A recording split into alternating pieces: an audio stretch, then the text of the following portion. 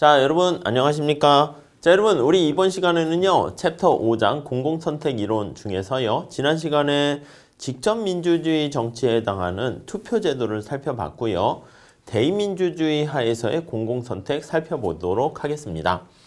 자, 우선 내용을 좀 보시면 대의제라는 게 뭡니까? 대의제라는 것은 이제 사람들이 전부 다 그냥 자기 의견을 다 직접적으로 표출하기가 어렵지 않습니까? 그래서 거의 대부분 나라들은 대의제라고 하는 대표자를 선발해서 국회의원을 선발해서 자신들의 의견을 모아서 보내게 되는 것이죠. 자, 대의제 하에서는요. 국민을 대신한다라는 대리인을 생각하시면 되겠습니다. 대리인. 자, 이런 대리인과 관련해 가지고는요. 여기 나와 있는 정치가가 한 명의 대리인이 있고요.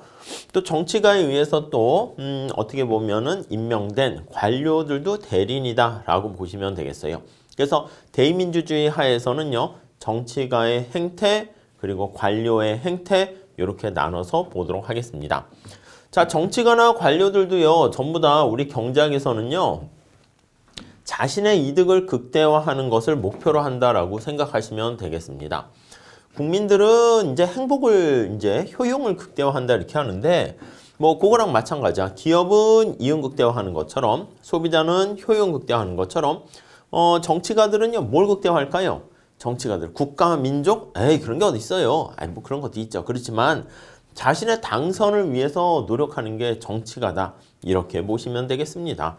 그래서 우리 뒤에 다시 할 건데 정치가 같은 경우에는 당선을 하려고 하면 당선되려고 하면은 그럼 표가 있어야 되지 않습니까? 그래서 표를 극대화한다 이렇게 생각을 하시면 되겠습니다. 득표를 극대화하고요.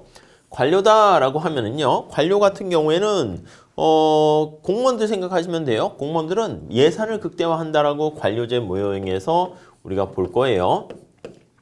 그 예산에 자신들의 어떤 파워가 이렇게 담겨져 있기 때문에 예산을 극대화하는 행동 이렇게 살펴볼 겁니다. 그래서 각자 우리 미시경제학의 기본적인 원리인 자신들의 이득을 극대화하는 행동 그거를 살펴보게 될 겁니다. 아시겠죠? 그렇게 잘 봐주시면 되겠습니다. 자, 그래서요. 대의제 하에서요. 국민은 지금 말씀드린 것처럼 직접적으로 참가해서 자신의 의견을 다 표출할 수가 없기 때문에 자신들을 대표할 사람을 뽑는다고 그랬죠. 그게 대의제라고 그랬습니다. 먼저 대표적인 대의제가 대표자가 대리인이 정치가가 된다. 이렇게 보시면 되겠습니다. 자, 그래서 우리가 먼저 정치가들의 어떤 행동을 살펴보게 되면은 그러면 그 정치가들의 행동, 정치가들의 의견, 그게 국민의 의견이다 라고 보시면 되겠습니다. 그래서 정치가가 정부의 운영을 책임지고 있기 때문에 그래서 대의제 하에서 공공선택에 대한 논의다 라고 하면은 정치가의 행동에 대한 분석부터 시작한다 이렇게 보시면 되겠습니다. 자, 그래서요. 다운즈라는 학자는 정치가들은 표를 극대화하는 것을 추구한다 이렇게 얘기했습니다. 자, 투표를 해서 표를 던지는 사람이 국민이 되는 것이고요. 그 표를 받고자 하는 사람이 정치가가 됩니다. 그래서 대의제 하에서는요. 투표자와 여기 나와 있는 정치가가 각각 다음과 같은 목표를 추구한다라고 가정을 해요. 자, 어떤 가정입니까? 하면 투표자는요. 자신의 효용을 극대화하려고 시도한다. 이렇게 보시면 되겠습니다. 효용을 극대화하려고 시도한다. 오케이? 네, 그렇게 보시고요. 결국 정부의 여러 가지 경제 활동이 있잖아요. 그럼 우리 국민들 입장에선 자신의 표가 자기가 원하는 방향으로 표를 던져서 원하는 방향으로 국정을 이끌어갈 수 있도록 하는 겁니다. 그래서 정부의 경제 활동에서 투표자는 순편익이 극대화되기를 원합니다. 그렇죠? 자, 그래서 투표자 입장에서는 이렇게 되고 정치가는 어떻게 됩니까? 하면 자기가 당선돼야 된다니까 공직을 얻기 위해서는요. 이제 최대한의 많은 표를 얻어야 됩니다. 그래서 많은 표를 얻는 게 목적이에요. 그러면 아니 정치가는 국가, 민족, 국민을 위해서 생각하지 않고 국민을 표로 보는 거야? 이게 나쁜 것처럼 보이긴 하지만 여러분 표를 많이 얻으려고 해요. 그럼 이 표가 다 뭐야? 국민들의 의견이 들어가 있는 거 아니겠습니까? 그래서 이 표를 많이 얻고자 하려면 국민의 의사를 잘 반영해야 돼. 그래서 국민들이 원하는 대로 국정을 이끌어 가겠다라는 의견을 표출해야지만 오케이. 그래야 자기가 당선이 된다는 걸 알 수가 있어요.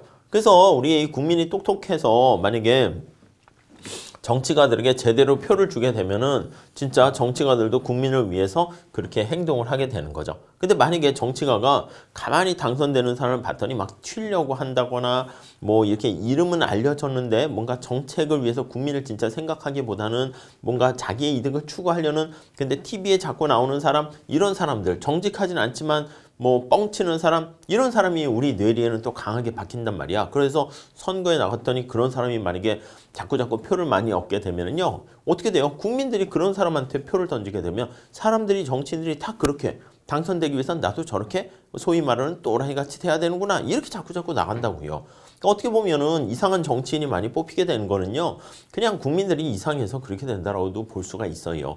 그래서 만약에 국민들이 이 선거를 통해서 표를 던질 때 제대로 된 한 표를 행사하게 되면 그리고 이상한 약간 뭐 사기꾼 이런 사람을 다 표를 안 주게 되면 정치도 좀 더 깨끗해지고 제대로 정직한 사람들이 될 수 있겠죠. 자, 그래서 투표자는 자신의 이익을 가장 잘 대표해 줄 수 있는 사람한테 표를 던지게 됩니다. 이해 가시겠죠? 그럼 정치가는 이에 부응해서 이에 반응해서 투표자에게 가장 유리한 정책을 추진하게 되는 거예요. 그러다 보니까 여기 나와 있는 것처럼 개인들의 선호가 하나하나 모여서 집단의 의사로 반영되고 우리 공공선택이라는 단어를 뭐라고 했습니까? 집단의 의사결정이라고 그랬습니다. 그래서 이렇게 집단의 의사로 이렇게 반영될 수 있다라는 거 이게 바로 표극대화 모형이다. 다운제 표극대화 모형 이렇게 보시면 되겠습니다. 별로 어려운 얘기는 아니죠. 넘어갈게요. 자, 그래서 이제 투표자들이 여기 보시면 이제 표를 극대화하려는 정치가들에게 이제 투표자들이 안건을 제시하는 겁니다. 자, 여기 투표자들이 이렇게 있는데 서로 때로는 연합을 해가지고 우리 어떤 플랫폼이라는 정강을 만들 때가 있어요. 그 얘기를 한번 살펴보도록 하겠습니다. 자, 투표자의 선호의 분포가 이렇게 나와 있어요. 안건이 두 개 있습니다. 하나는 징병제가 있고 하나는 가족법이 있어요. 징병제를 존속할 것인가 폐지할 것인가 이거랑 가족법을 유지할 것인가 개정할 것인가 이렇게 두 개 안건이 있다라고 상정을 해보도록 하겠습니다. 자, 투표자는요 지금 A, B, C, D라는 투표자가 있고요. 안건은 이렇게 두 가지 나와 있어요. 징병제를 폐지할 것인가 가족법을 개정할 것인가 이렇게 돼 있다라고 합시다. 자, 그러면요 우리가 기본적으로 투표를 던지게 되면 만약에 다수결로 그냥 해본다고 할게요. 그러면 자, A는 여기에 표 한 표, B는 여기에 표 한 표, C는 여기 폐지의 표를 던지는 거죠. D는 존속의 한 표, E는 존속의 한 표. 이렇게 돼요. 그럼 세트스코어 3대 2로 해가지고 징병제는 존속 이렇게 돼요. 지금 이건 다수결로 하는 거예요. 다수결. 사람들이 하나만 이렇게 의견을 제출한다라고 보시죠. 자, 만약에 가족법 같은 경우에는 개정에 A는 한 표, 얘도 개정이 한 표, 개정이 한 표. 얘는 어떻게 돼요? 유지의 한 표, 얘도 유지의 한 표. 이때는 다수결로 하게 되면 여기 나와 있는 개정이 이렇게 된다. 이렇게 보시면 될 것 같습니다. 네, 이해되시겠죠? 오케이. 자, 그런데 만약에 다수결 말고요. 점수 투표제로 하면 어떻게 될까요? 점수 투표제로 하게 되면 점수 투표제. 자, 점수 투표제로 이제 결정을 하게 되면은 여기 나와 있는 것처럼 자, 한번 보시죠. 오, 징병제에 대해서 폐지에 28점이니까 폐지가 선택이 돼. 그러니까 다수결과는 달리 요게 선택이 되겠죠. 이해 가시죠? 자, 그 다음에 가족법에 대해서는 유지가 27이고 개정이 23입니다. 27이 훨씬 더 커요. 그래서 여기 나와 있는 것처럼 유지가 바로 당선 채택이 됩니다. 이것도 다수결제랑 점수투표제랑은 이제 또 결과가 달라지게 되는 걸 알 수가 있습니다. 자, 근데 이거 말고요. 여기 살짝 갔다 와 볼게요. 여기 살짝 보시면 자, 첫째 의안과 둘째 의안을 각각 분리해 가지고요. 과반수제를 이렇게 적용하거나 이렇게 되면은 앞에 본 것처럼 징병제는 존속, 가족법은 개정 이렇게 안이 통과가 되는 것을 알 수가 있습니다. 오케이, 이렇게 되고요. 근데 이거는 또 문제가 뭐냐면 여기 나와 있는 것처럼 점수 투표제, 자신의 선호를 그러니까 선호의 강도를 반영하는 게 점수 투표제 아니겠습니까? 선호에 대한 강도가 이게 잘 반영된다 이렇게 얘기를 해야 되는 거죠. 이렇게요. 근데 여기서는 선호의 강도가 제대로 반영이 되지 못한다는 것을 알 수가 있어요. 이해 가시겠죠? 오케이, 그런 결과를 초래합니다. 자, 그래가지고요, 우리가 생각할 수 있는 게 여기 나와 있는 것처럼 선호의 강도를 반영할 때는 결과가 다수결제랑 달라져요. 특히 누가 가장 슬픈가 한번 봐볼게요. 여기 보시면 자, A 한번 볼까요? A라는 사람은요, 지금 징병제는 폐지해야 된다라고 그렇게 강력하게 생각하는데 지금 징병제가 존속된단 말이에요. 이해 가시죠?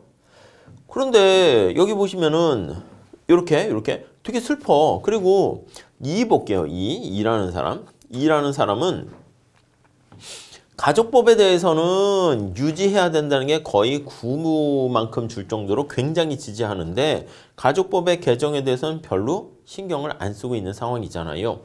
근데 결과는 어떻게 돼요? 가족법이 개정됐어요. 그러니까 포장마차에서 A가 슬퍼서 울고 있어요. 아이고 이거 어떻게 해가지고 징병제가 존속이 대단히 없어져야 되는데 또 한 명이 우는 사람이 있어요. 누가 울어요? 2가 울겠지. 그래서 2는 징병제는 별 관심 없는데 가족법이 이게 개정돼야 되면 안 되고 유지돼야 된다고 하는데 지금 여기 나와 있는 것처럼 개정된단 말이죠. 무슨 말씀인지 아시겠죠? 그래서 이렇게 행동을 하는 거야. 무슨 말씀이냐면 얘네 둘이 눈이 맞는 거예요. 이 하트는 아니고요. 아무튼 뭐 예를 들면은 막 이제 세상이 뭐 어떻게 왜 이래 테스 형 하면서 막 이렇게 막 울고 있는 거지. 그래서 얘는 징병제에 대해서는 아이고 이거 폐지돼야 되는데 어떻게 생각하세요 형씨 했더니 저요 저는 표를 징병제는 존속에 던지긴 했지만 뭐 그냥 뭐 아무튼 그러네요. 맞는 말 같네요. 근데 오히려 이 사람은 가족법이 유지돼야 되는데 개정돼서 저는 너무 슬퍼요. 어떻게 생각하세요? 저는 가족법 개정에 대해서 표를 던졌지만 뭐 사실 하나 고르라고 해서 고른 거지 뭐 큰 차이는 없습니다. 이렇게 되다 보니까 둘이 어떻게 됩니까? 저기 서로 좀 밀어주면 안 될까요? 이렇게 그 투표자들이 연합을 한다는 거야. 그래서 지금 여기 살펴본 것처럼 어떻게 연합을 합니까? 라고 하면요. 얘는 징병제에 대해서 폐지를 엄청 지지하게 되는 거니까 그럼 내가 얘를 지원해 주겠소. 이렇게 요걸로 표를 손을 흔들어 주는 거야. 약간 기브 앤 테이크 하는 거죠. 그래서 이한테 얘기하는 거지. 그래서 나 이거 도와줄 테니까 너 나 좀 도와줘. 그래 알았어. 그럼 얘가 6대 4로 이렇게 이거를 지지하지 않고 요걸 지지하는 걸로 바꿔준다고 합시다. 이해 가시죠? 그 얘가 이제 6대 4로 이렇게 바뀌는 거야. 이렇게. 그러면 이렇게 표를 교환해서 나타내게 되면 결과가 어떻게 됩니까? 하면은 결과는 세트 스코어 여기 나와 있는 것처럼 오히려 징병제는 폐지가 되고요. 가족법은 유지가 되는 결과를 초래하게 된다라고 보시면 되겠습니다.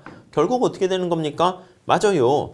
사람들이 어떤 선호를 집약시켜 가지고 표출해서 점수로 선호의 강도를 반영했을 때 그랬을 때가 훨씬 더 여기 나와 있는 것처럼 표 교환을 통해서 훨씬 더 나은 선택을 하게 된다. 이렇게 보시면 되겠습니다. 자, 그래서 정리를 한번 해보시면 여기 나와 있는 것처럼 누가 연합을 하는가 그걸 잘 보셔야 돼요. A와 E가 연합을 하게 되고요.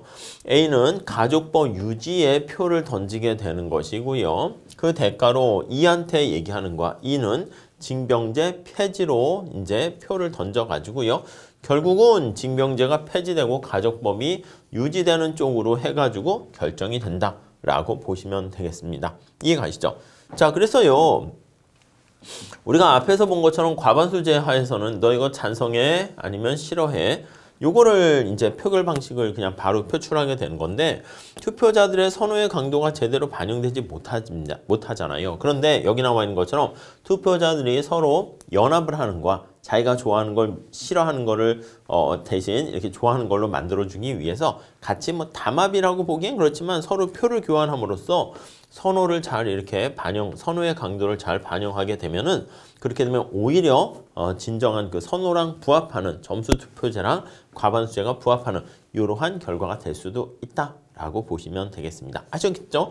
그래서 이 앞에 나와 있는 그 표처럼 한번 생각하는 거 좀 보시면 될 것 같아요. 첫 번째 과반수제 하에서는 어떤 의안이 채택되고 그 다음 점수 투표제 하에서는 어떻게 되며 그래서 두 개가 미스매치가 될 경우에 불일치했을 경우에 투표자들이 서로 표를 교환해서 어떤 연합을 통해 가지고 여기 나와 있는 것처럼 자신들이 원하는 선호와 일치하게끔 만들 수도 있다라고 보시면 되겠습니다. 근데 현실에서는 어떻게 됩니까? 현실에서는 투표자들이 너무 많아요. 지금은 뭐 이렇게 한 5명 정도밖에 없고 선호의 강도를 다 대충 알고 있다는 걸 전제로 깔고 얘기하니까 이렇게 얘기했었지만 현실에서는 무수히 많은 사람들이 있기 때문에 어려워요. 그러면 현실에서는 어떻게 합니까? 라고 하면요. 대의제하에서 정치가는요, 플랫폼이라는 정강을 만듭니다. 플랫폼이 기차역이잖아요. 거기에다가 이제 사람들 요렇게 만들게 되면 자기가 원하는 바대로 해가지고 연합을 형성하는 거야. 투표자들의 연합을 만들어내는 역할을 하게 되는 거예요. 여러 가지 사안에 대해서 정당이 보통 우리 정당의 공식적인 입장은 이렇습니다 라고 이렇게 제시를 하게 되는 것이죠. 그럼 그 사안에 대해서 하나의 종합적인 태도들을 쫙 취하게 되는 것이고요. 구체적으로 그걸 쫙 나열을 해 놓게 되면은 이제 국민들이 그걸 보고 정강을 통해서 자기가 원하는 걸 콕콕 찍는 거야. 그래서 여러분들 무슨 뭐 학원이나 이런 거 가보면 뭐 종합반 같은 거 있잖아. 그게 마찬가지지. 아니면 사실 과도 비슷한 거야. 학과제로 운영을 하게 되는 것도 우리 학과에 들어오시면 요러한 커리큘럼이 돼가지고 요렇게 가도록 하겠습니다. 좋은 거를 다 묶어가지고 이렇게 잘 얘기하는 거죠. 물론 과는 약간 전문적인 그런 거니까 완전 똑같은 건 아니겠지만 자 이렇게 정강을 만드는 정치가들의 주된 목적은 뭐다? 맞아요. 언제나 득표를 극대화하는 관점에서 얘기하는 건데 이걸 이렇게 제시하게 됨으로써 선거 국민들이 자신들의 선호를 잘 표출할 수 있게 되고 반영할 수 있다는 장점이 있다라고 생각하시면 되겠습니다. 그래서 정강을 어떻게 짜느냐에 따라서 성공적인 투표자의 연합을 만들고자 하는 시도 그거와 밀접한 관계가 있습니다. 그래서 국방에 대해서 어떻게 생각하고 뭐 미국 같은 경우는 소수인종이라든가 저소득계층이라든가 약자라든가 기업 규제라든가 등등등에 대해서 어떤 생각을 한 정당에서 가지고 있는가 그걸 딱 표방을 하게 되는 거죠. 그거랑 생각을 같이 하는 국민들이요. 모여라 이렇게 얘기를 하는 거예요. 아시겠죠? 그 정도 봐주시면 될 것 같습니다. 자, 그래서 지금 말씀드린 것처럼 투표자들은요, 직접적으로 이제 연합을 형성을 합니다. 그래서 이제 표를 주고받는 행동을 하게 되는데, 이렇게 표를 주고받는 그런 것들을요, 로그롤링이라고 합니다. 그래서 정치적 결탁으로 이제 풀어서 표현했는데, 로그라는 게 바로 뭐냐면, 통나무야, 통나무. 통나무를요, 같이 돌리게 되는 거예요. 무슨 말씀인지 아시겠죠? 그래서 표 교환 행위다. 이렇게 생각을 하시면 되겠습니다. 자, 정강을 통해서 투표자를 끌어모으는 것도요. 이게 바로 정치가가 이제 중간에 매개 역할을 하는 거야. 국민들이 다 의견이 다 다르잖아. 그래서 정강을 제시함으로써 국민들이 그 하나의 우산 아래 이렇게 모일 수 있도록 만들어주는 거다라고 보시면 되겠고요. 그게 결국 내용적으로 보면 표 교환 행위랑 같은 맥락이다. 라고 생각하시면 되겠어요. 야, 내가 이거 밀어줄게. 너 이거 밀어줘. 해가지고 얘기하는 거죠. 자, 표 교환 행위. 이 교환이라는 거는 이제 경제학적으로 봤을 때는 네거티브한 개념은 아닙니다. 뭔가 자기가 싫어하는 것을 주고요. 좋아하는 것을 받아오는 거니까 그거는 오히려 괜찮은 것 중에 하나라고 생각하시면 될 것 같거든요. 자, 그래서 이거는 긍정적으로 보는 견해가 주로 또 있어요. 근데 이 표 교환 행위가 자칫 정치인들이 자신들의 당선을 위해서 야합을 하는 경우도 있을 수 있잖아요. 그런 경우에는 굉장히 네거티브하게도 바라볼 수가 있겠죠. 자, 그래서요. 긍정적인 평가로 생각을 하시면 정치의 장에서 표를 교환하는 행위잖아요. 자, 그러면 이게 효율적인 집단에서 의사결정을 가능하게 해준다라는 긍정적인 효과가 있는데요. 여기 보시면 표 교환 행위 여기 보시면요. 요걸 통해 가지고 투표자가 가는 선호의 강도가 잘 반영이 돼요. 그렇게 되면은 오히려 안정적인 정치적 균형을 가져올 수가 있게 되는 것이죠. 그래서 각각의 우리가 정치는 타협이라는 거 얘기하지 않습니까?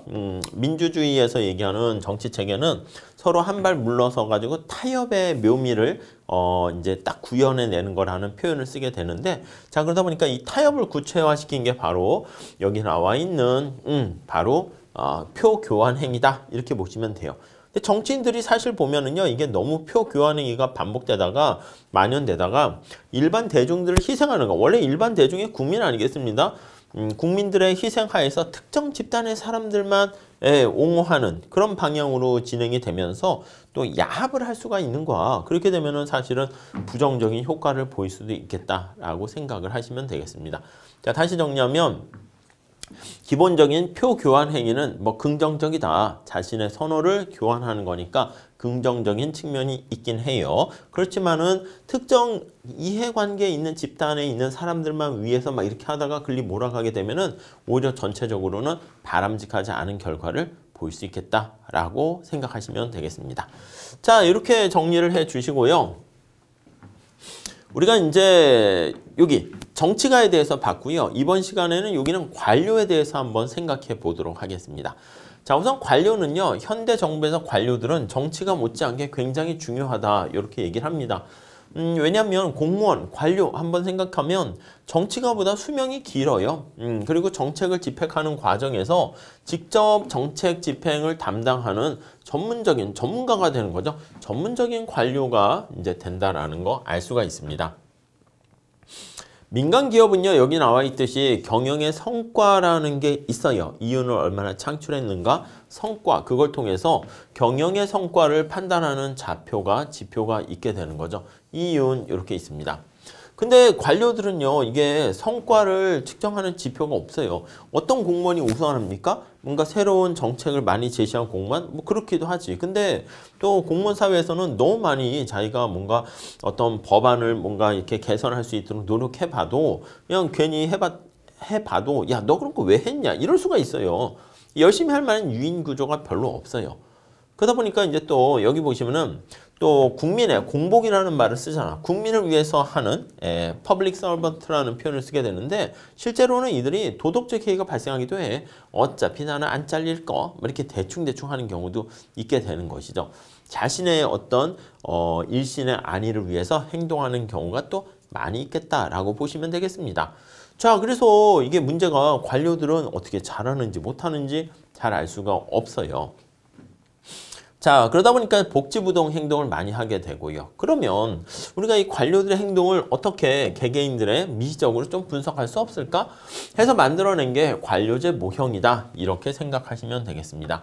현실에서 관료들이 어떻게 행동하는가 거기에 초점을 맞추는데요. 여기 나와 있는 것처럼 대부분 실증 연구는 어떤 것으로 이루어지냐면 어떤 공공서비스, 공공재를 생산, 제공한다고 할 때요. 그때 이왕이면은 비용을 가능한 한 최소의 수준, 극소화로 하려고 하는 게 가장 기본적으로 좋잖아, 우리 민간에선. 근데 그렇게 하지 않는 경향이 있음을 밝혀주고 있대요. 그러니까 지금 말씀드린 것처럼 어떤 일을 해야 돼. 그럼 우리 민간에서 삼성이나 현대, LG 이런 데서는 가능한 한 그 목표를 이윤극대화를 달성하기 위해서 가장 최소의 비용으로 목표를 달성하려고 시도를 하는데 관료들은 뭐 그렇게 할 만한 요인이 별로 없다라고 생각을 하시면 되겠습니다. 자, 그래서 왜 그러면 이 사람들은 그렇게 비효율적인 생산을 하는가라고 하면은 야, 너희들 능력이 부족해서 그런 거야? 그건 아니라니까. 사실 어느 나라든 공무원, 관료, 시험을 쳐서 들어가기 때문에 나름대로 유능한 사람들이 들어갑니다. 근데 그것 때문에 그런 게 아니라 능력 부족 때문에 그런 게 아니라 개인적인 이득을 더 크게 추구하기 때문이다. 이렇게 볼 수 있다는 거예요. 무슨 말씀인지 아시겠죠? 자, 그래서 관료들의 어떤 행태를 이제 모형으로 만들어서 분석을 하려고 합니다. 자, 그래서 대표적인 게 니스카넨 모형이라고 이렇게 되어 있습니다. 그래서 니스카넨 모형은 관료들이 그가 속한 부서에 예산을 극대화한다 이렇게 얘기를 합니다. 예산 극대화. 예산 안에는 뭐가 있습니까? 그 돈이에요, 예산이. 그 안에 여기 보시면 직책상의 특권, 그러니까 돈이 많을수록 예산이 클수록 거기에 파워가 들어가 있는 거야. 자신의 명성, 권한, 영향력 이런 것들이 전부 다 예산과 밀접하게 관련되어 있다 이렇게 보시면 되겠습니다. 관료들은 입법부의 어떤 심사 절차를 통해 가지고요 공공재 생산에 필요한 경비를 조달하게 되는데 입법부가 할 때 어떻게 하냐면 건별로 우리가 심사를 하는 게 아니야. 그냥 자 이번에 내년도 뭐 공공재 생산과 관련된 여러 가지 예산은 이 정도로 하겠습니다. 퉁 쳐서 우리가 포괄적으로 계약을 하게 된단 말입니다. 그렇기 때문에 우리가 그 안에서 세부 항목은 어떻게 할 것인가 이게 이제 모르는데 그 안에 관료들은 자기 부처가 가져가는 돈이 가능한 한 많을수록 가장 파워가 세지는 것이고 가장 명성, 권한, 영향력이 세진다 이렇게 보는 거예요. 그래서 뭐 여러 가지 우리가 볼 수 있는데 니스칸에는 관료들은 예산을 극대화한다 이렇게 본 거예요. 자, 그래서 관료의 생산이 총 편익이 총 비용보다 크기만 하면은 잉여가 플러스가 되는 거거든. 원래는 우리 이윤 극대화는 어떻게 돼요? 우리 뒤에 다시 한번 보시면 이거요. 이윤 극대화를 추구할 때는요. 우리가 총 편익, 총 수입이야 기업으로 따지면 그리고 총 비용 이렇게 있으면 그거의 차이가 이윤을 극대화시키는 거잖아요. 그래서 이게 바로 이윤이죠. 이게 바로 가장 이윤이 극대되는 거예요. 이렇게 극대되는 생산량 보시면 돼요. 이 접선의 기울기가 뭐야? 접선의 기울기가 여기 MB 마지널 베네핏이고요. 여기 접선의 기울기가 MC 이렇게 되는 거 알 수가 있어요. 아시겠지만 이 잉여라는 걸 파이라고 쓸게요. 그러면 잉여를 극대화합니다. 간단한 식으로 표현을 하게 되면은 이렇게요. 하게 되면은 여기 토탈 베네핏에서 토탈 코스트를 빼는 것인데 요거 미분하면 되는 거잖아요. 그래서 Q로 그냥 미분할게요. 그래서 이렇게 이윤 함수를 Q로 미분하게 되면 이 이윤 함수를 여기 나와 있는 것처럼 TB를 Q로 미분을 하게 되는 것이고요. 그 다음 여기 나와 있는 것처럼 TC를 요거 Q로 미분을 하셔서 요걸 빵으로 만듭니다. 빵으로. 이렇게 만들게 되면 얘가 뭐야 얘가. 그치 얘가 바로 마지널 베네핏이다 라고 생각을 하시면 될 것 같고요. 그 다음에 얘가 뭐예요 얘가. 그치 얘가 마지널 코스트다 이렇게 생각을 하시면 될 것 같습니다. 요게 되었을 때가 여기 나와 있는 것처럼 접선의 기울기가 가장 극대가 되는 선택점이다 라고 보시면 되겠어요. 근데 관료들은요 이렇게 민간의 기업은 여기 나와 있는 이윤, 잉여 극대화를 추구하는데 관료들은 그럴 필요가 없어.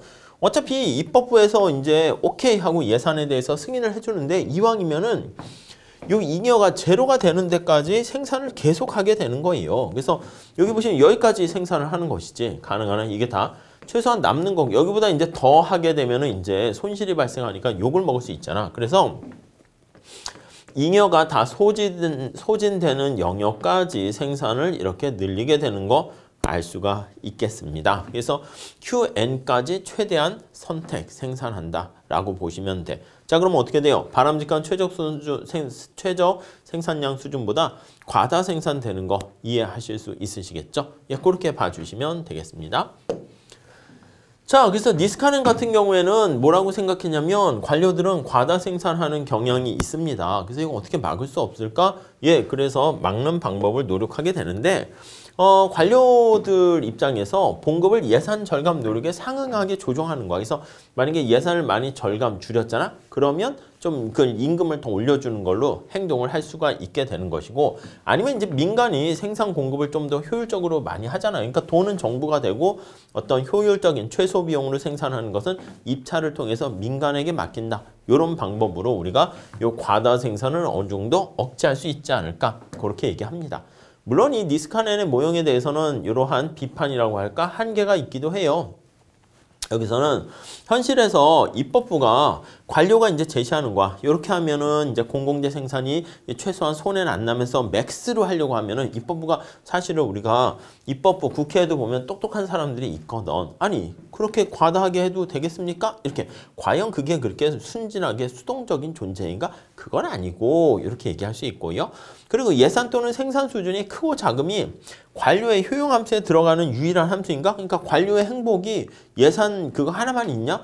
또 그건 아닐 수 있잖아요. 우리가 이제 가장 대표적인 변수로 하나 끄집어냈는데 야 관료의 효용 함수에는 예산 규모만 있다는 거는 좀 약간 그렇지 않냐? 라고 생각을 하게 됩니다. 그래서 한 두 가지 정도 이렇게 비판적인 내용이 있다라고 보시면 되겠어요. 자, 그래서 이걸 조금 더 발전시킨 게 미그 빌레인저 모형이라고 얘기합니다. 우리가 이제 관료제 앞에서 니스카넨 모형은 단순히 그냥 예산의 규모가 크면 전부 다 그냥 오케이 이렇게 얘기하는 건데 미그 빌레인저는 아예 효용 함수를 좀 가정을 했어요. 효용 함수. 근데 효용 함수의 효용에 단순한 어떤 공공재 생산량 이것만 있는 게 아니라 어떻게 보면 예산이라고 볼 수 있겠죠. 그것만 있는 게 아니라 직책과 관련할 수 있는 관련된 여러 가지 특권을 또 하나 더 이렇게 구체화시켜서 끄집어냈습니다. 그래서 앞에서 본 것처럼 니스카넨 모형에서는 요 Q만 생각했다라고 하면 직책상 특권이라는 또 하나의 변수를 끄집어내서요. 많은 것을 이렇게 끄집어내려고 캡처하려고 노력을 하게 되는 것이죠. 자, 그래서 효용함수를 이렇게 쓰게 되면 무차별 곡선을 그린다라고 하면요. 우리가 앞에 나와 있는 요 다음 페이지에 그림을 한번 볼게요. 여기가 관료제의 생산 수준이 있고요. 잉여가 있으면 약간 저 잉여 안에 또 직책상의 특권까지 다 감안을 해서요. 미그빌레인저의 약간 무차별 곡선을 이렇게 그림을 그릴 수가 있게 되는 거야. 그래서 니스카넨에서는 여기까지 생산을 하게 돼요. 잉여가 제로가 될 때까지. 근데 미그빌레인저 모형에서는 이렇게 무차별 곡선을 그려가지고 요거보다는 조금 더 물론 사회적인 최적 수준이 여기니까 과다 생산은 과다 생산이지만 니스카넨보다는 좀 약간 과소 생산이다. 그러니까 과다 생산이지만 과다 생산의 정도는 니스카넨보다는 좀 작게 이렇게 생각을 하게 됩니다. 자, 그래서 여기 나와 있는 것처럼 관료들이 예산상의 잉여를 가지고 그 안에서 어떤 점을 선택하는가 할 때 무차별 곡선을 이용해 가지고요.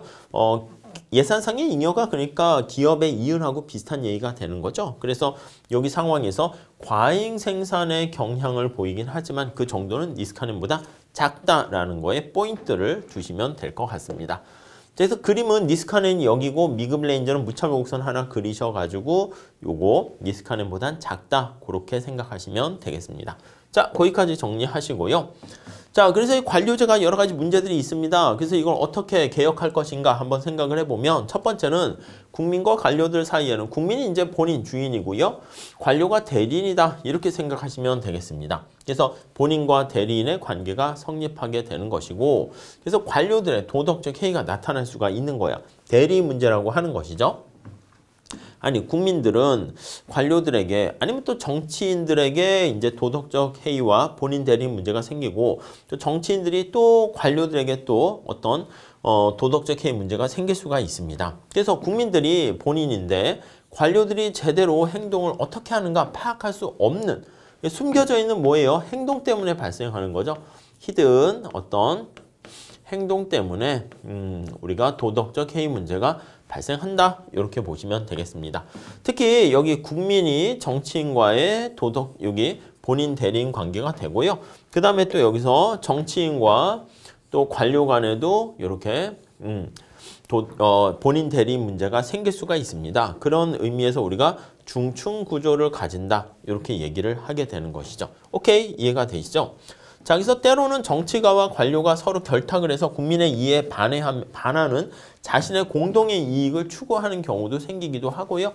그렇기 때문에 우리가 이제 제대로 된 민주적인 정치 제도를 하려면 견제와 균형, 체크 앤 밸런스가 정확하게 잘 맞아야지 대리인들을 바람직한 방향으로 유도하는 대리인 문제, 도덕적 해이 문제를 해결할 수 있겠다라고 보시면 되겠습니다. 자, 그래서 관료제가 가지고 있는 또 하나의 문제는요. 레드테이프라는 말을 써요. 그래서 관료주의라고 얘기하는 거죠. 그래서 어떤 안건이 처리할 게 있으면 어떤 문제부터 처리해야 될 것인가 하면 이거는 관료들의 재량이라 할 수 있어. 아니 관료들이 할 게 많잖아. 민원이 이렇게 오는 게 너무 많아. 어떤 거 먼저 할까? 급한 게 뭔가 이렇게 해야 되는 건데 좀 자기가 봤을 때 별거 아닌 거는요. 이렇게 레드테이프 빨간 끈으로 묶어가지고 지하 창고에 넣어놓는 거야. 그래가지고 이제 국민들이 뭔가를 후진국에서 주로 그런 거죠. 그래서 약간 뇌물 같은 걸 주지 않으면 빨리빨리 일을 처리 안 해주는 거야. 늑장을 부리는 경우가 많이 있습니다. 그래서 사실 여기 나와 있는 관료들의 문제에서 과다 생산 문제도 있지만 이러한 관료제 비능률성, 이렇게 레드테이프라는 그런 관료주의의 관료적인 형식주의 이런 것들도 굉장히 해결해야 될 문제다. 물론 관료주의가 이게 무조건 나쁜 건 아닙니다. 원래 뭐 배보의 관료주의인가 그런 거 관료제 같은 거는 나름대로의 좋은 의도에서 시작됐는데 그게 이제 오래 지속되다 보니까 이제 악용하게 되는 경우가 많이 발생하게 된 것이죠. 자, 이러한 비능률성의 근저에는 여러 가지 이유가 깔려 있을 건데 첫 번째는 지대 추구 행위라는 게 또 있습니다. 렌트 시킹이라고 합니다. 복잡하게 우리가 이제 지대라는 것은 땅에 대한 대가잖아요. 그래서 공급이 한정돼 있는 거기서 얻게 되는 약간 불로소득과 관련된 비슷한 얘기라고 볼 수 있는데 여기서는요. 행정 절차를 복잡하게 만드는 거야.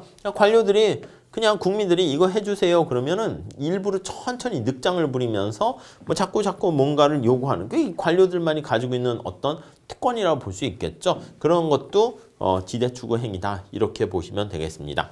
또 관료들은요 위험기피적인 성향을 가지고 있습니다.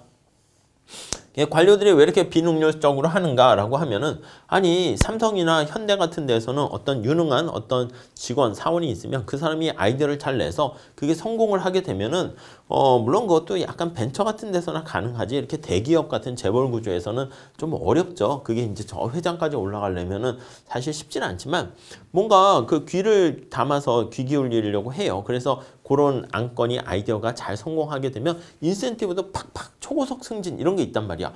근데 관료는 그런 게 없어요. 어떤 걸 성공하잖아. 일을 대박을 터뜨리잖아. 잘했군. 칭찬 하나야.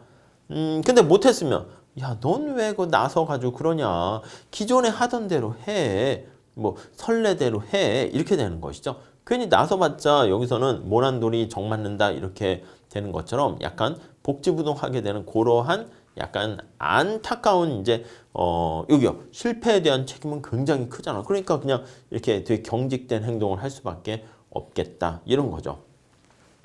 어떤 안건에 대해서 관료가 소신을 가지고 어떤 일을 딱 했는데 예를 들면 가끔 보듯이 정권이 바뀌게 되거나 그렇게 되면은 다음 정권에 대해서 야, 너 왜 이렇게 했어? 막 하고 이렇게 해서 추궁당하고 죄를 묻게 되고 하면은 관료 입장에서는 뭐 자기가 나서서 할 이유가 있겠습니까? 별로 없게 되는 거죠. 그러니까 이렇게 무사한일주의 그런 행태가 만연할 수밖에 없다라고 보시면 되겠습니다. 자, 이거 어떻게 제거할 수 있겠습니까? 뭐 그래요. 맞아요. 급여 구조라든가 이렇게 승진 제도 같은 것을 개선해서요. 우리가 확 바꾸는 게 하나 있고요. 또 부처 간의 경쟁을 시키는 거야.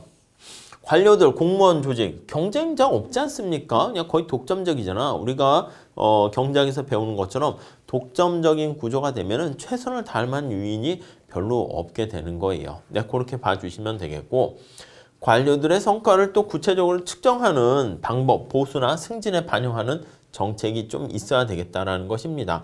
그래서 앞에서 본 것처럼 어떤 민간에서는 어떤 성과에 대해서 좀 뭔가 구체적으로 측정하는 방법이 있는데 여기서는 그런 게 없어. 관료들이 수행하는 업무상 어떤 성격상 그 성과를 객관적으로 평가하기가 어렵기 때문에 그래서 자신이 효율성을 높일 수 있는 최소의 노력을 하더라도 쉽지 않다라는 거 알 수가 있겠습니다.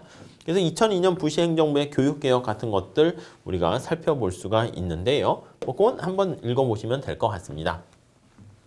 자, 마지막으로 우리가 지금 공공선택 이론에서 국민 살펴봤고요. 정치가 살펴봤고요. 그리고 관료의 행태 살펴봤고요. 또 하나 빼뜨릴 수 없는 게 여기 나와 있는 특수 이해 집단, 이익 집단이라고 생각하시면 되겠습니다. 그래서 대의민주제가 행해지고 있는 사회에서요. 정치가 관료에 이어서 중요한 역할을 하는 집단인데요. 국민이 정책 수립 과정에서 개개인들이 자신의 의견을 표출하게 되는데 유권자로서의 영향력은 되게 미미해요. 여러분들 생각해봐. 선거나 투표할 때 아이고 나 하나쯤이야 이런 생각을 한다고. 나 바빠 죽겠고 중간고사 시험 봐야 되는데 투표 굳이 하러 가야 되겠어? 이게 개인적으로 보면은 투표를 안 하고 놀러 가는 게 그냥 노는 날이다 생각하는 게 합리적일 수가 있단 말입니다. 그걸 합리적 무지라고 하는데 그러다 보니까 이제 특수 이해 집단, 이익단체가 되는 거죠. 형성을 해가지고요. 집단적인 힘을 활용하려고 합니다. 이렇게 집단적인 힘을 활용하려고 하다 보면은 그러면 큰 영향력을 행사할 수 있게 됩니다. 자, 특수 이해 집단이 갖는 강점은 뭐가 있습니까? 하면은 구성원들이 공유하는 명백한 목적의식과 맞습니다. 목표가 명확합니다. 공동의 목표인데 명확한 목표가 있고요. 그 다음에 조직력이 딱 있어. 그래서 우리가 뒤에 보겠지만 무슨 뭐 민주노총 이렇게 하면은 목표가 명확하잖아. 노동자들의 어떤 복리 후생을 위해서 딱 조직력이 있고요. 투표율도 되게 높습니다. 자금도 같이 이렇게 잘 하다 보니까 자금력도 있게 되는 거예요. 아니면 의사단체, 언론단체 이런 거 다 우리가 볼 수가 있습니다. 뭐 자영업자들의 무슨 모임 해가지고 이해단, 이해집단 이렇게 해서 할 수가 있겠죠.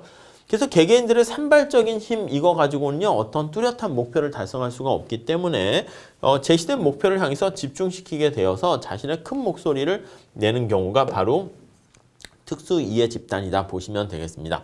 보통 이제 소득을 원천으로 해서 각종 노동조합이나 뭐 경제 경영자 단체 등이 있을 수 있고요. 또 소득의 크기를 기준으로 또 나눌 수가 있고요. 아니면 산업별로 자동차 산업이라든가 아니면 농업, 축산업 이런 산업의 로비 그룹들 있을 수 있고요. 직종별로 해서요. 변호사 아니면 의사 각각 아니면 사회적인 목표 때문에 환경 보호 아니면 소비자 보호 등의 목표로 만들어진 이해 집단, 이익단체들이 있을 수 있겠다라고 보시면 되겠습니다. 나름 긍정적인 역할도 있어요. 개개인들이 목소리를 내면 이게 잘 묻혀서 언론에 보도도 안 되고 그냥 사그라드는 경우가 많아요. 근데 특수이해 집단들은 그런 개개인들의 여러 가지 묻히는 목소리를요, 사회에 문제화 시켜가지고 같이 공론의 장으로 끌어들이는 그런 것들도 있어요.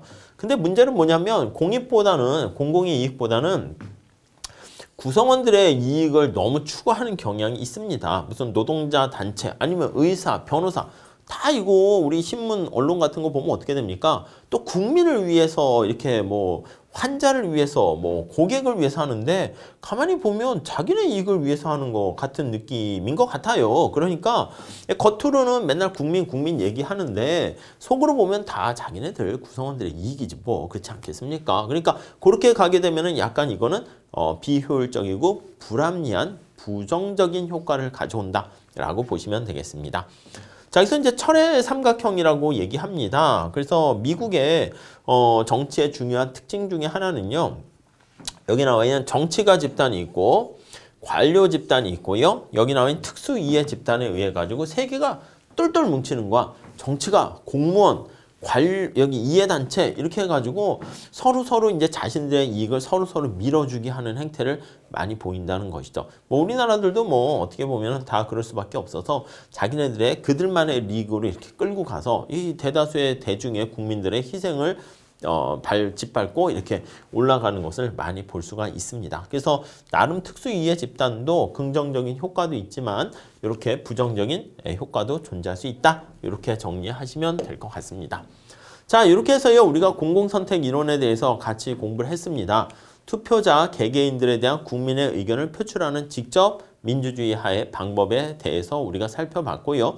두 번째는 대의제를 우리가 살펴봤습니다. 그래서 대의제 중에서는 국민의 의견을 대신하는 정치가의 행태를 살펴봤고요. 표극대화 행위를 중심으로 봤고 그다음에 관료의 행태를 살펴봤습니다. 관료들은 개개인들의 어떤 이익을 추구하는데 주로 예산, 특권 그게 거기 반영돼 있다는 거 우리가 잘 봤고요. 또 마지막으로 특수이해 집단이라는 이익단체의 어떤 존재에 대한 의의를 우리가 살펴봤습니다. 자, 이렇게 해서 공공선택 이론 마무리 짓고요.